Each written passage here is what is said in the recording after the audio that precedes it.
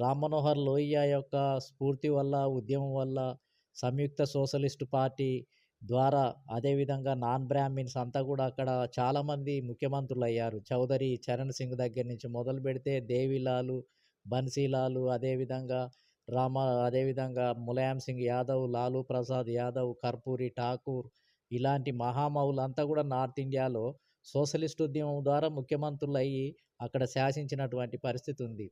అలాంటి వాతావరణం అక్కడ ఏర్పడింది. జయప్రకాష్ నారాయణ, అదేవిధంగా రామ్ మనోహర్ లోహియా వీళ్ళ యొక్క కలయికతోటి ఏంటిది అని అంటే జనతా దళ్ ఏదైతే విశ్వనాథ్ ప్రతాప్ సింగ్ నేతృత్వంలో వచ్చినటువంటి ప్రభుత్వము అక్కడ మండల్ కమిషన్ అమలు చేయటానికి అద్భుతమైన మార్పులు తీసుకురావటానికి ఈ నాన్ కాంగ్రెస్ గవర్నమెంట్లే దానికి ఉపయోగపడటం జరిగింది.